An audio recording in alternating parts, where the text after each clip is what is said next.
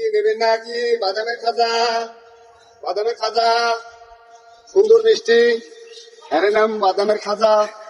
খাইলে ভাই দিদি ভাই তাজা, বারবার মনে ও পড়ে ভাই দিদি ভাইয়ের কথা। বলে কি বলছেন? এই যে বাদামের খাজা ভাই, আর কি আছে? এই যে ভাড়া পাতিল আছে। কিন্তু বাজারের খাতা দেবে খালি ভাড়া বাদল দেখো। হ্যাঁ খাজা এতে ভিতরে আছে।